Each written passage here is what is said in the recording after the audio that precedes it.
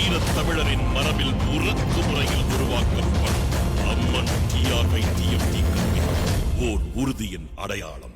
தமிழகத்தில் படித்துவிட்டு வேலை இல்லாமல் இருக்கும் இளைஞர்களுக்கு வேலைவாய்ப்பு வழங்கும் வகையில் முதலீட்டாளர்கள் மாநாடு அமையும் என தொழில்துறை அமைச்சர் TRV ராஜா தெரிவித்துள்ளார். அவருடன் நமது செய்தியாளர் ரமேஷ் நடத்திய கலந்துரையாடலை தற்போது பார்க்கலாம்.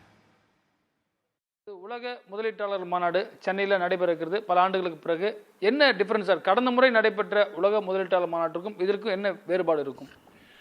மாண்புமிகு தமிழ்நாடு முதலமைச்சர் அவர்களோட திராவிட மாடல் ஆட்சியில் அனைவருக்கும் எல்லாம் கிடைக்க வேண்டும் என்ற ஒரே நோக்கத்துடன் மாண்புமிகு முதலமைச்சர் அவர்கள் செயல்பட்டு கொண்டு இருக்கிறார்.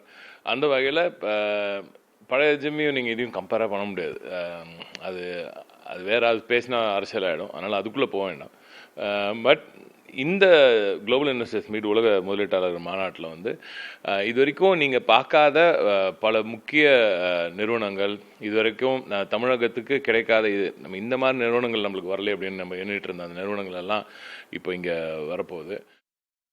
நம்ம ஃபீல்டுக்கு போகும்போது சில மாவட்டங்களில் சொல்கிறவங்க என்ன பண்ணுறாங்கன்னா, குறிப்பாக வந்து ஒரு சில மாவட்டங்களுக்கு சென்னை, காஞ்சிபுரம், திருவள்ளூர் போன்ற மாவட்டங்களுக்கு தான் அதிக நிறுவனங்கள் வருகிறது. சில மாவட்டங்கள், தென் மாவட்டங்களில் ஒரு சில மாவட்டங்கள், அந்த மாவட்டங்களுக்கும் அனைத்து மாவட்டங்களுக்கும் பிரதிநிதித்துவம் கொடுக்கக்கூடிய வகையில் இன்வெஸ்ட்மெண்ட் இருக்குமா சார்? அதுதான் இப்போ சொன்ன பரவலாக்கப்பட்ட வளர்ச்சினா டிஸ்ட்ரிபியூட்டர் growth. இதை நோக்கி தான் திராவிட நாயகன் அவர்கள், நமது முதலமைச்சர் அவர்கள் பயணித்து கொண்டு இருக்கிறார். அதுதான் அவர் அந்த $1 trillion எக்கானமியோட ட்ரீமே அதானே. ஒட்டுமொத்த தமிழகமும் செழிக்க வேண்டும், ஒரு பகுதி மட்டும் இருக்கக்கூடாது. சென்னையை சுற்றி வருதுன்னா முன்னாடி சென்னை தான் மெட்ரோ, அந்த சென்னை மட்டும் தான் ஃபஸ்ட்டு சென்னை வளர்ந்தது. அதே சமயத்தில் அதே சமயத்தில் நம்ம கோயம்புத்தூரும் அப்படியே மெல்ல மெல்ல வளர்ந்து வந்தது, மதுரை வளர்ந்தது, திருநெல்வேலி, இப்படி தென் மாவட்டங்கள் வரைக்கும் தூத்துக்குடி எல்லாமே அப்படியே மெதுவாக வளர்த்து கொண்டு வந்தோம். எப்பவுமே ஒரு கேபிட்டல் சிட்டின்னா அங்கே வந்து வளர்ச்சி கொஞ்சம் எக்ஸ்ட்ரா தானே இருக்கும். போன முறை பார்த்தீங்கன்னா நிறைய கிரீன் எனர்ஜி, அதாவது வந்து இண்டஸ்ட்ரியில் வந்துடுது. ஆனால் மின்சாரம் ரொம்ப முக்கியமாக இருக்குது. மின்சாரம் சார்ந்த நிறுவனங்கள் அதிக அளவில் வந்தாங்க, ஆனால் கொஞ்சம் நிறைய வந்து பேக் அடிச்சிட்டாங்க அப்படின்ற ஒரு விமர்சனம் இருக்குது. எவ்வளவு சார் இந்த FDI இது மூலிமா கிடைக்க வாய்ப்பு இருக்குது? மட்டுமா இந்த 2 கொஸ்டின் வந்து இப்போது போன முறை அவங்க வந்து எல்லா இடத்துலையுமே ஒரு நிறுவனங்கள் இன்வெஸ்ட்மெண்ட் வரும்பொழுது அதில் ஒரு சில இடத்துல அவங்க ஃபினான்ஷியல் க்ளோசர், அவங்களால அந்த முதலீடுகளை அவங்க முதல்ல பேங்க்ஸ்லேருந்து அதெல்லாம் சோர்ஸ் பண்ணணும். அவங்களால அது எடுக்க முடியாத காரணத்தினால சிலதெல்லாம் போயிருக்கும். சென்ற முறையில் அது நிறைய நடந்திருக்கு.